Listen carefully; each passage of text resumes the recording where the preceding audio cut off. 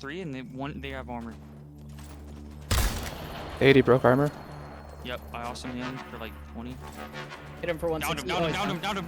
Go. Go. Down him, no one. Oh, nope. Did not. Broke. Down him. Yes, sir.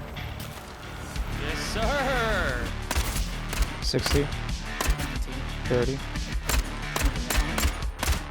30, 60, 90. On the second guy that broke.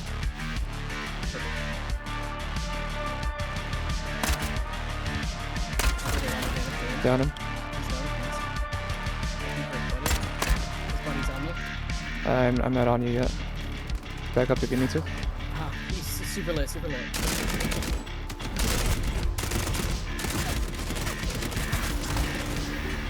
Nice.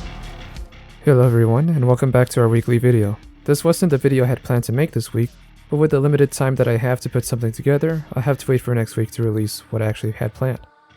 For now, let's talk about the new Battle Royale game that came out, Vampire the Masquerade Blood Hunt. This will be the only time I'll say the full name of this game. The game is developed by Sharkmob AB, and it is their first project. Their parent company is Tencent, and I just have to mention that in case you don't want anything to do with Tencent. Sharkmob has 2 other projects in the works outside of this game that are yet to be announced. Vampire Blood Hunt is a third-person battle royale where you can play as one of a few different variants of vampires. Each one has their own active and passive abilities that don't seem to be too powerful. The character I used primarily so far is called Saboteur. His passive allows him to be somewhat invisible when crouching, and his active attack is a gas mine that activates when an enemy is near it. His other ability is being able to go entirely invisible for a few seconds with added mobility, which can be used for a quick getaway. He's got immunity. Shit. Or to sneak behind an enemy when they least expect it. Let him up. One shot. Down him. I'm diabolizing. Nice.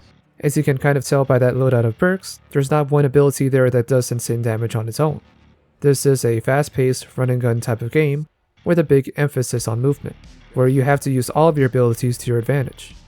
Every ability has a cooldown, so getting anxious and popping it early can end up getting you killed. Down below. You're low. Down. Oh, there was one of them super lit. On me. He's diabolizing me. 2 seconds. Nice. I got down on my thing, man. Some abilities can be upgraded by finding NPC civilians that will lower your cooldowns. Even with this though, if you're average at third-person shooters, going invisible for a few seconds really is just delaying the inevitable. I'm going to make this clear, PvP third-person shooters are not my strong suit. With that, the third-person camera is locked to the right shoulder of the character whenever you zoom in, with no way to swap it to the left shoulder for a better angle. It may not help me win fights, but would make me feel a lot more comfortable in certain scenarios. Moving on to the weapon selections, the game keeps it very simple. Green, blue, purple, and gold. No attachments, no loadouts, no fluff. Just pick up a gun and start fighting. There are differences depending on the rarity of the weapon, but it usually comes down to larger ammo capacity, or the weapon retains its damage at a longer range. Every weapon in the game uses the third-person perspective for now, unless it is the sniper rifle.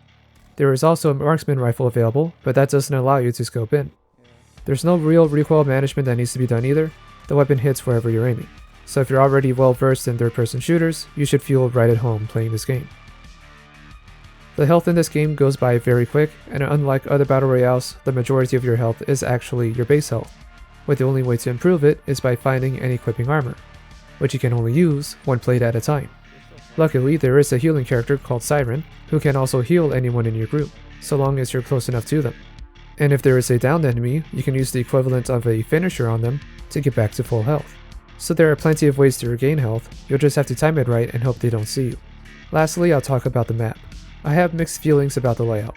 First, the good thing is that the map is in an urban environment, which is my preferred battleground. However, just about any fight you get into is going to take place outside on rooftops. There are a few buildings or areas that aren't just rooftops, like a nightclub, cemetery, or the train station, but just about everywhere else, you're better off keeping the high ground. You're just asking to get shot at if you're on the street. I kind of would like an alternate version of this game where vampires do just blend in and can walk around in the street casually, just like a game of hide and seek but with vampires. I personally like intricate map designs, so being forced to rooftop camp or hop over from building to building is fine, but it does kind of force everyone to play the same way in my opinion. Everyone is going to find a way to camp regardless, and I'm not asking to have every building open up. Just some alternate areas that aren't just rooftops like a large warehouse or something, with crates and catwalks for elevation, rather than just rooftops. In conclusion, this is a decent Battle Royale experience. I love that the character abilities aren't overly powerful or aggressive, and can be used for both attacking and escaping. It kind of plays like a third-person Apex Legends with a lot more mobility options, and a lot of third-party situations. So if you are looking for another Battle Royale game to get into, I would recommend trying this one out. It seems like it's at a good place to start, and I'm curious to see what the developers will do to improve and expand upon the game.